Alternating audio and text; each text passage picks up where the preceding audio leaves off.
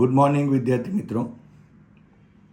ગઈકાલે આપણે સમાન ચુંબકીય ક્ષેત્રમાં મૂકેલી ચુંબકીય સોય પર લાગતા ટોર્કનું સૂત્ર મેળવેલું. આજે આપણે ચુંબકીય સ્થિતિ ઉર્જાનું સમીકરણ અને તેના ખાસ કિસ્સાઓની ચર્ચા કરીશું. આપણે જાણીએ છીએ કે જો સમાન ચુંબકીય ક્ષેત્ર હોય તો એમાં જો ધારો કે ચુંબકીય સોય મૂકીએ અથવા તો ચુંબક એટલે કે ડાયપોલ જો આપણે મૂકીએ, ચુંબકીય ડાયપોલ જો મૂકવામાં આવે આ રીતે,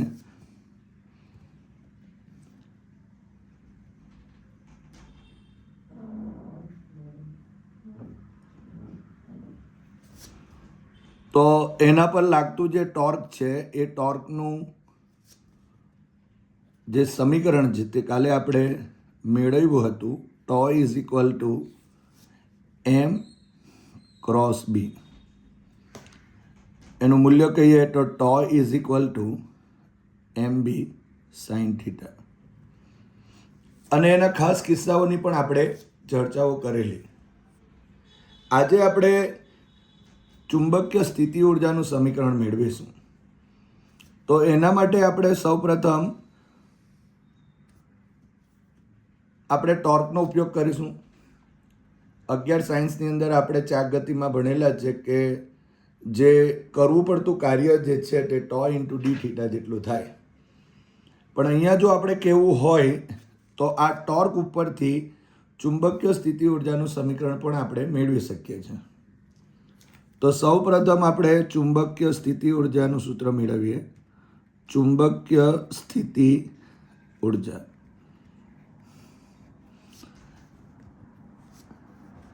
તો એને આપણે યુ વડે દર્શાવીશું. Is equal two integration of toe into D theta. એટલે અહીંયા જો આપણે ચાક ગતિ માટે જાણીએ છીએ કે ટો એ બળ જેવું કામ કરે, થીટા એ સ્થાનાંતર જેટલું કામ કરે, અને આ ચુંબકીય સ્થિતિ ઉર્જા બીજું કંઈ નથી પણ જે કરેલું જે કાર્ય છે એની સંગૃહિત ચુંબકીય સ્થિતિ ઉર્જા આપણે કહી શકાય.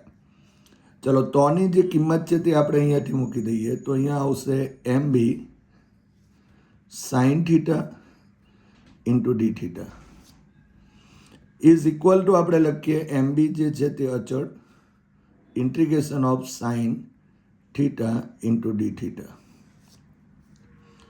જ્યારે આપણે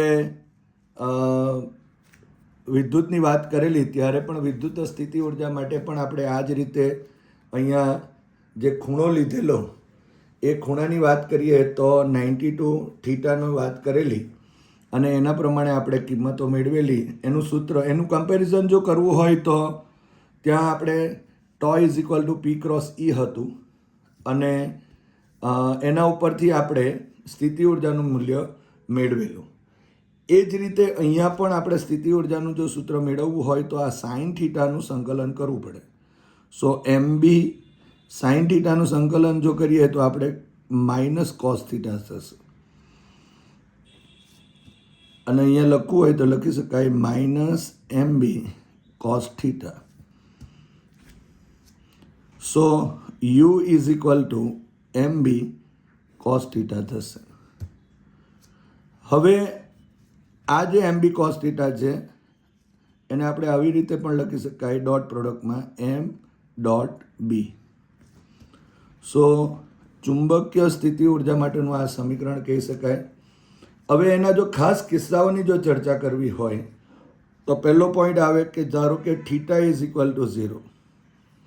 જે રીતે આપણે ટોર્કમાં વાત કરેલી તે જ રીતે આપણે આમાં પણ વાત કરી શકાય કે ચુંબકીય ક્ષેત્ર સપોઝ આ દિશામાં હોય અને થીટા ઇઝ ઇક્વલ ટુ 0 એટલે એમ ઇઝ ઇક્વલ ટુ આ તરફ જ હોય તો U is equal to minus M B M dot B. So U is equal to minus M B cos theta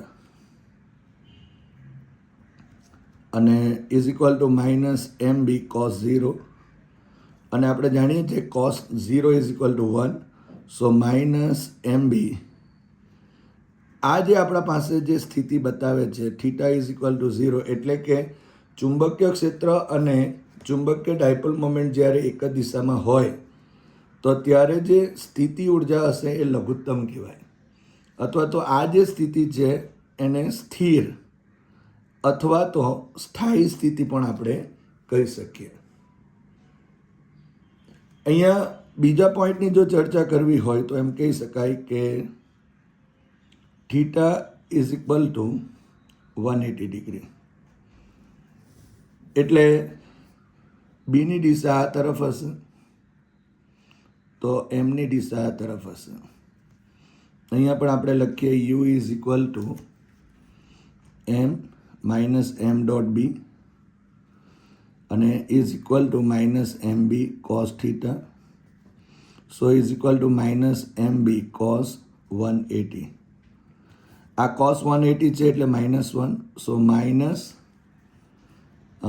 M B -1, so is equal to M B. So U is equal to M B કહેવાશે. અહીંયા જે ચુંબકીય સ્થિતિ ઉર્જા છે એ maximum છે અને એને આ જે સ્થિતિ છે એને અસ્થિર સંતુલન પણ કહી શકાય. અહીંયા આ સ્થિતિમાં સ્થિતિ ઉર્જા લઘુત્તમ અને સ્થિર સંતુલન કહેવાય, જ્યારે અહીંયા અસ્થિર સંતુલન કહી શકાય.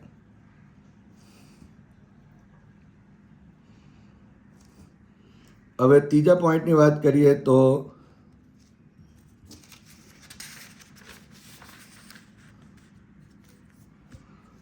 ત્રીજા પોઈન્ટની વાત કરીશું તો theta is equal two 90 degree, એટલે કે બી આ તરફ હોય અને એમ આ તરફ હોય તો U is equal to minus M dot B, so is equal to minus M B cos theta અને is equal to minus M B અને કોસ 90 અને cos 90 is equal to 0, so U is equal to કેટલા થશે?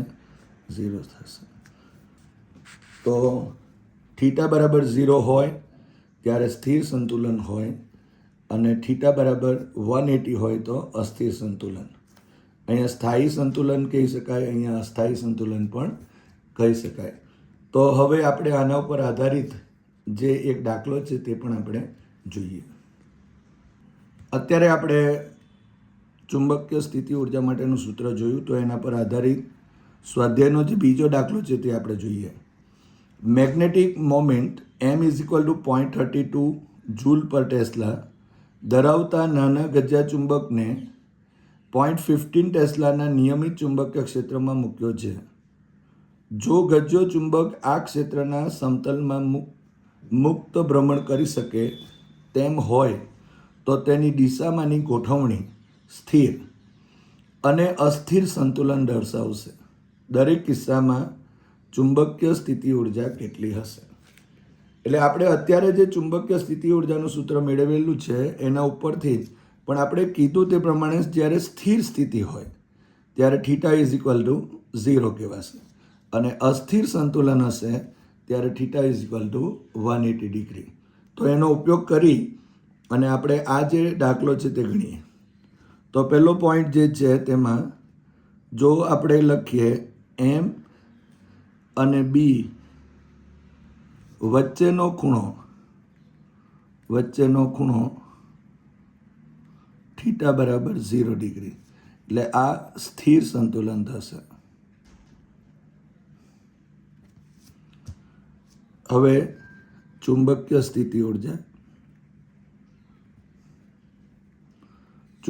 સ્થિતિ ઉર્જા U is equal to minus M dot B, so minus M B cos theta.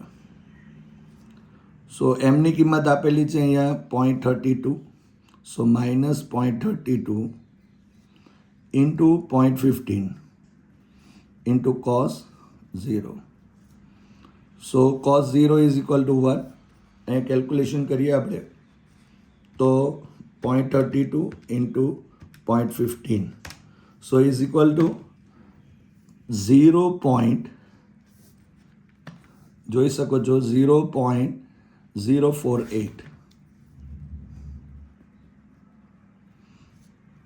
તો આટલા આપણા પાસે જૂલ મળશે. યુ ઇઝ ઇક્વલ ટુ આ જૂલ થયું.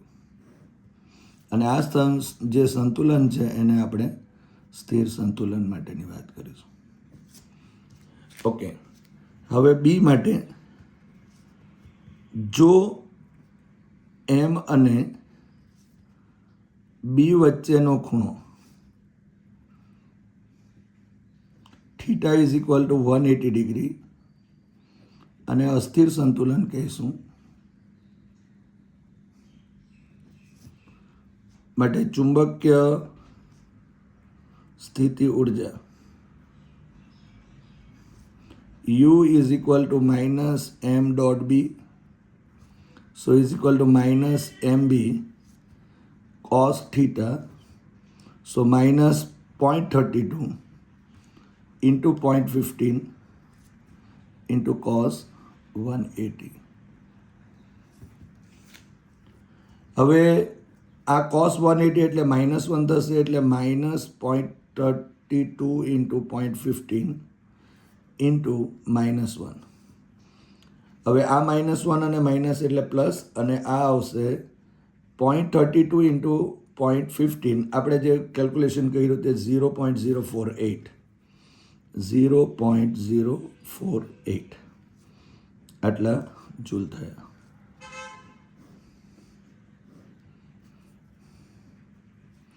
અને અસ્થિર સંતુલન કહીશું. તો આ રીતે આપણે થિયરીના કન્સેપ્ટનો ઉપયોગ કરીને દાખલા ગણી શકાય. આ થિયરી અને જે દાખલો આજે ગણાવેલ છે અને સાથે સાથે આપણે મટીરિયલની અંદર અને હોમવર્કમાં આપણે ચેપ્ટર નંબર 5ની MCQ ની PDF અપલોડ કરેલ છે, તો તેનો અભ્યાસ કરવો અને MCQ જાતે સોલ્વ કરવા. Thank you so much.